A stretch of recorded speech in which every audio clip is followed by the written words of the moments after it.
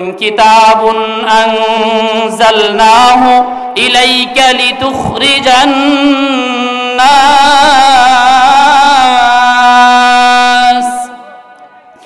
من الظلمات إلى النور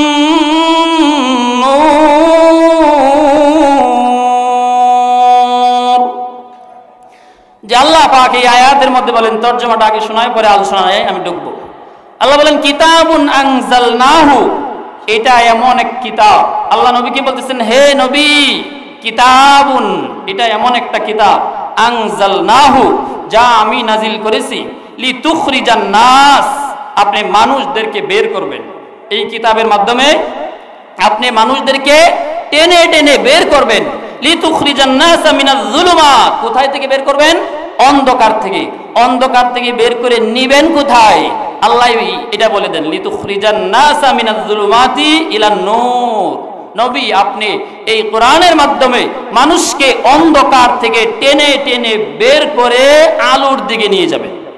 আজকে আমরা এই একটা জান্নাতি বাগানে যে বসছি, এই বসার কারণে যদি আল্লাহ পাক আপনাকে আমাকে জান্নাতের হুর ও গিলমানের নাচ দেখান, তাহলে আমরা বেজার তো নাকি বলেন? আল্লাহ পাক যে আমাদেরকে এমন হুর দিবেন জান্নাতে, আমি ওই আলোচনায় যাব না। আপনার হাদিসের মধ্যে আসছে যে আঙ্গুলের একটা মাথা, একটা হুরের একটা আঙ্গুলের মাথায় যদি দুনিয়ায় ছাড়া হয়, দুনিয়ায় প্রকাশ করা হয়, সূর্যের আলো তার এই আঙ্গুলের মাথার সুন্দরের সামনে আলোহীন হয়ে যাবে। আর এমন সুন্দর আল্লাহ একটা না, দুইটা না, 70টা হুর দেবেন। আমরা তো দুনিয়াতে একভাবে সন্তুষ্ট না, কেউই না। অন্তর থেকে বলবো নাকি যে বললে তো বাড়ির জায়গা হইতো না, আজকে রাত্রে ইনি থামান লোক খেরের মধ্যে। যদি এটা কই না যে না আমরা 2 বিয়া করতে রাজি, 3 বিয়া করতে রাজি, তাহলে বাড়ি তার বিছানার জায়গা হইতো না, হয় গলিত না হয় না। এই জন্য মনে মনে চাহিদা সবারই আছে যে 2টা 3টা বিয়া যদি করার হইতাম। এই চাহিদা আল্লাহ তাআলা জান্নাতে 70টা হুরের মাধ্যমে আশা পূরণ করবেন। আর ওই আশা পূরণ হবে এই আপনাদের মতো যারা দ্বীনি পরিবেশে আসবে, বসবে, কোরআনের আলোচনা শুনবে, তাদের কি?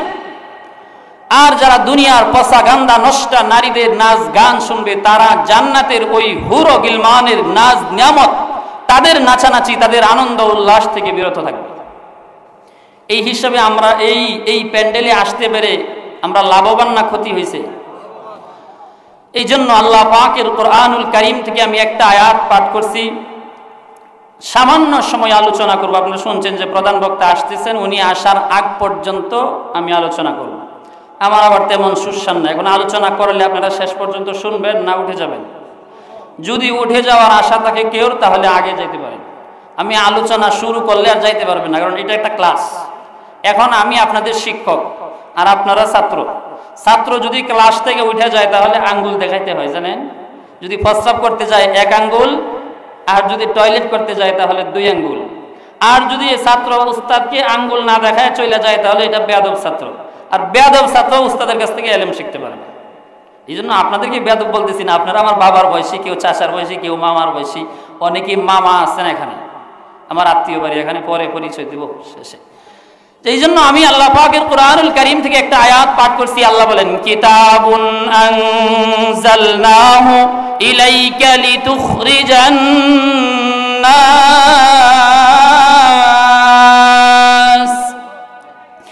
মিনাজ যুলুমাতি ইলান নূর।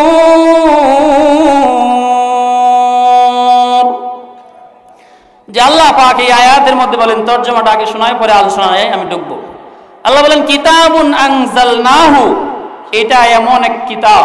আল্লাহ নবীকে বলতেছেন, হে নবী, কিতাবুন, এটা এমন একটা কিতাব, আনজালনাহু, যা আমি নাজিল করেছি, লিতুখরিজান নাস, আপনি মানুষদেরকে বের করবেন। এই কিতাবের মাধ্যমে আপনি মানুষদেরকে টেনে টেনে বের করবেন। লিতুখরিজান নাস মিনাজ যুলুমাত, কোথায় থেকে বের করবেন? অন্ধকার থেকে। অন্ধকার থেকে বের করে নিবেন কোথায়? আল্লাহ এটা বলে দেন, লিতুখরিজান নাস মিনাজ যুলুমাতি ইলান নূর। নবী আপনি এই কোরআনের মাধ্যমে মানুষকে অন্ধকার থেকে টেনে টেনে বের করে আলোর দিকে নিয়ে যাবেন। যে এখন আলো কি আর অন্ধকার কি, এটার ব্যাখ্যা অনেক লম্বা, আমি ব্যাখ্যা বলবো না, শর্ট কথায় বলতেছি। আলো দ্বারা উদ্দেশ্য হলো ঈমান, আর অন্ধকার দ্বারা উদ্দেশ্য হলো কুফর এবং শিরিক। আল্লাহর নবীকে আল্লাহ নির্দেশ করছেন, নবী আপনি এই কোরআনের মাধ্যমে মানুষকে কুফরি থেকে, শিরিকি থেকে, অন্যায় থেকে, পাপাচার থেকে টেনে টেনে বের করে আপনি ঈমানের পথে, নামাজের পথে, রোজার পথে, হজের পথে, যাকাতের পথে, জান্নাতের পথে আপনি উঠায় দিবেন। এটা হলো আপনার দায়িত্ব। এখন এই কোরআন আল্লাহ তাআলা যে নবীজিকে নাজিল কেন করলেন বুঝতে পারছেন তো? আল্লাহ তাআলা কেন কোরআন নাজিল করছেন? আমার সাথে সাথে কথা বলতে হবে। আল্লাহ কোরআন কেন নাজিল করছেন? নবীকে কি আদেশ করছেন? হ্যাঁ না বলেন? আলো দিকে নিয়ে আসার জন্য, অন্ধকার থেকে বের করে আলোর দিকে নিয়ে আসার জন্য কোরআন নাজিল করছেন। অর্থাৎ কুফরি থেকে, শিরকি থেকে মানুষকে বের করে করে ঈমানের দিকে নিয়ে আসার জন্য আল্লাহ তাআলা নবীর উপরে কোরআন নাজিল করছেন এবং নবীকে নির্দেশ করছেন। তাহলে বুঝতে পারলাম তো আমরা কোরআন কেন নাজিল করছেন? কোরআন কেন নাজিল করছেন? আলোর দিকে নিয়ে আসার জন্য। এখন আমরা এই কোরআনকে কেউ ব্যবসার পুঁজি বানাইছি, কেউ রাজনৈতিক পুঁজি বানাইছি, কেউ খতমের পুঁজি বানাইছি, কেউ তারাবির পুঁজি বানাইছি, কেউ ওয়াজের পুঁজি বানাইছি। আমারে সহই বলতেছি, কেউ রাগ করেন না, আবার একটু হক কথা বললে তিতা লাগবে। এই জন্য আমরা এই কোরআনকে এক একজনে এক একটা পুঁজি বানাইয়া এই কোরআনের উপরে আমরা কোরআন দিয়া বিভিন্ন ব্যবসা করি। কিন্তু আল্লাহ তাআলা এই কোরআন আমার আপনার ব্যবসার জন্য, এই কোরআন দিয়ে আমার রাজনীতি করার জন্য আল্লাহ তাআলা কোরআনকে নাজিল করছেন রাজনীতির জন্য, তবে রাজনীতি নামক ব্যবসা করার জন্য না। এই জন্য আল্লাহ তাআলা বলছেন, কিতাবুন আনজালনাহু ইলাইকা লিতুখরিজান নাস মিনাজ যুলুমাতি ইলান নূর। আল্লাহ তাআলা নবীকে ডাক দিয়া জানাইতেছেন, হে নবী, আমি এই কিতাব আপনার কাছে নাজিল করেছি, আপনি মানুষকে কুফরি থেকে, শিরকি থেকে, অন্ধকার জাহিলিয়াতের যুগ থেকে মানুষকে বের করে আপনি আলোর দিকে নিয়ে আসবেন, ঈমানের দিকে নিয়ে আসবেন, এমন পথের দিকে মানুষকে নিয়ে আসবেন যে পথে উঠলে মানুষ সোজা জান্নাতে চলে যাবে। এই জান্নাতের রাস্তায় উঠাইয়া দেওয়ার জন্য আমি আল্লাহ হে নবী আপনার উপরে কোরআন নাজিল করেছি। আল্লাহ তাআলা অন্য আয়াতে বলেন, ইউরিদুনা লিইউতফিউ নূরাল্লাহ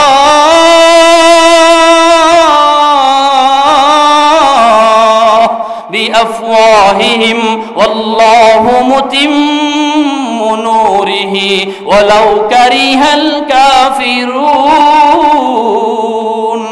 আল্লাহ বলেন, আমি এই কোরআন নাজিল করছি, ইউরিদুনা লিইউতফিউ নূরাল্লাহ। আল্লাহ তাআলা বলেন, এমন কিছু মানুষ দুনিয়াতে আছে, এমন কিছু নাস্তিক আছে, এমন কিছু বেঈমান আছে যারা আমি আল্লাহর নূরকে মানে কোরআনকে বিআফওয়াহিহিম তাদের মুখ দিয়া ফু দিয়া নিভাইয়া দিতে চায়।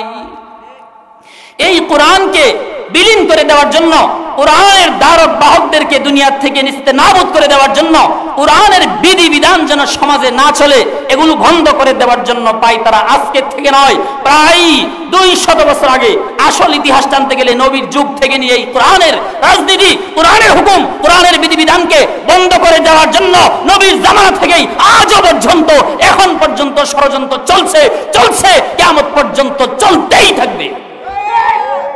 কিন্তু আজ পর্যন্ত কোরআনের একটা নুক্তাকেও পরিবর্তন করতে পারছে?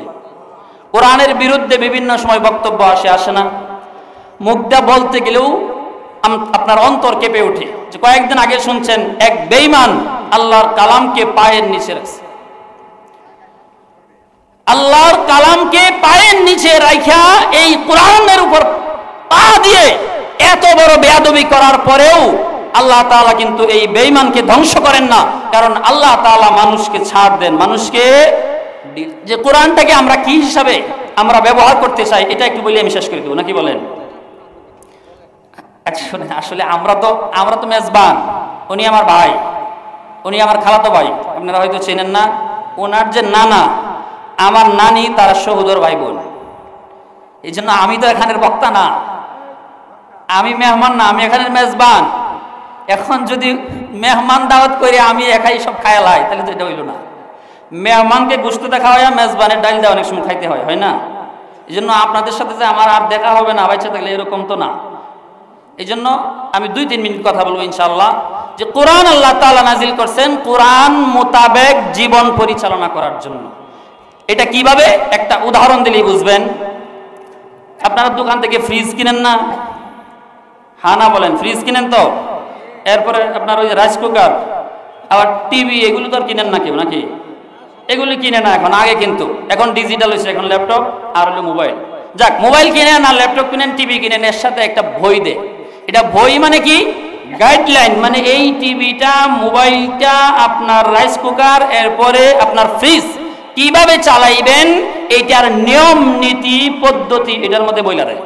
এখন আপনি যদি বইটাকে নিক্ষেপ করে ফেলে দিয়ে মনে মনে ভাবেন যে না, আমার টাকা দিয়ে আমি ফ্রিজ কিনে আনছি, আমার টাকা দিয়ে আমি টিভি কিনে আনছি, আমার মন মতো চালাইব, তাহলে মন মতো টিভি চলবে, মন মতো রাইস কুকার চলবে। তার একটা যে মনে করেন একটা নেগেটিভ একটা পজিটিভ, দুইটা দুই জায়গায় লাগানোর সিস্টেম আছে। এখন আপনি বলতেছেন না, আমার টাকায় কিনে আনছি, আমি এইটা এই জায়গায় লাগাবো, ওইটা ওই জায়গায়, উল্টা পাল্লা করে দেবো, তাহলে টিভি আর ফ্রিজ আপনার থাকবে না, জ্বলে যাবে। এই জন্য আল্লাহ মানুষ বানাইছেন। মানুষ কে বানাইছে? আল্লাহ মানুষ বানাইছেন না? আসমান কে বানাইছেন? জমিন কে বানাইছেন? সমস্ত মাখলুকাত কে বানাইছেন? সব আল্লাহ বানাইছেন। সব আল্লাহ বানায়া মানুষ এবং জিনকে বানাইছেন আল্লাহর গোলামি করার জন্য, আর সমস্ত মাখলুককে আল্লাহ বানাইছেন মানুষ এবং জিনের গোলামি করার জন্য। এখন আমরা এই আল্লাহর গোলামি কিভাবে করব, এটার বিধি বিধান গাইডলাইন হিসাবে আল্লাহ তাআলা একটা বই দিয়েছেন, সেটার নাম হলো আল কোরআন।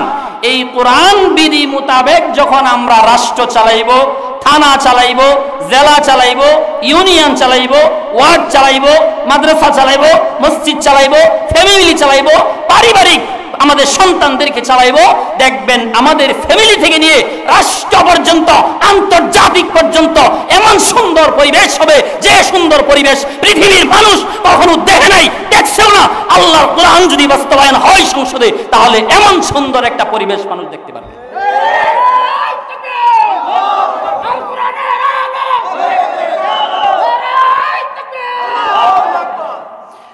আর এখন আমরা এই আল্লাহর যে গাইডলাইন কোরআন, এইটাকে আলাদা রাইখা দেয়া, যেরকম ফ্রিজের বই বাক্সের মধ্যে রাইখা দেয়া, ডয়ারে রাইখা দেয়া, মন মতো ফ্রিজ চালায়, অনেক সময় ফ্রিজ জ্বলে যায়, এরকম হয়।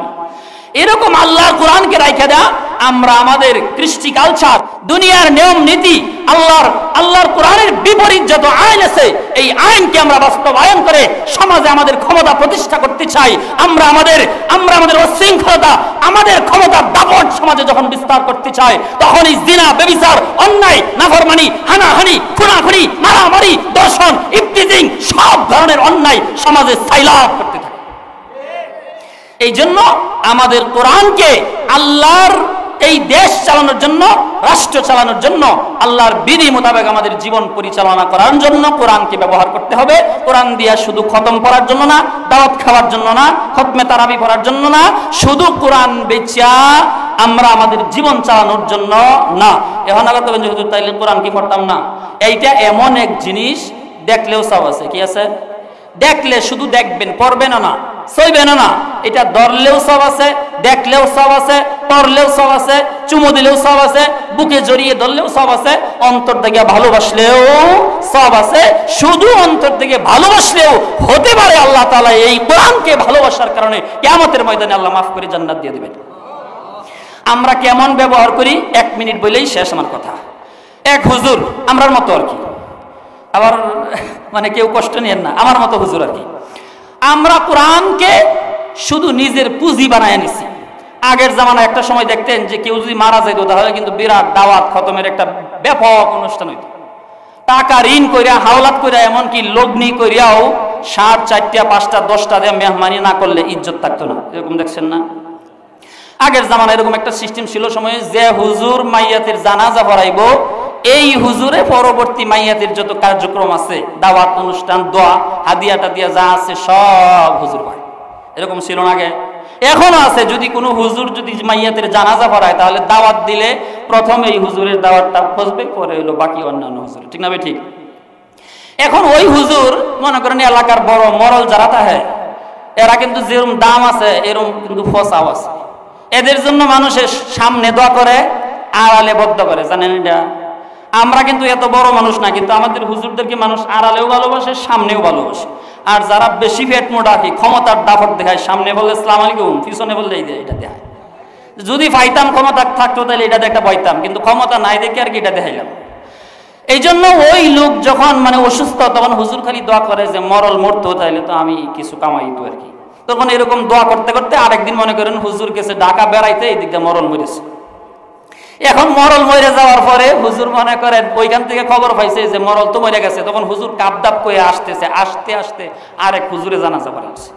সর্বনাশের কথাবার্তা। এখন হুজুর চিন্তা করলো জানাজা যেহেতু আমি পাইছি না, তাহলে সামনের কাজকর্ম যা আছে, দাওয়াত টাওয়া হাদিয়া তোফা যা আছে সব তো আমার মায়ের। তখন হুজুর আয়া ফতুয়া উল্টায় দিছে।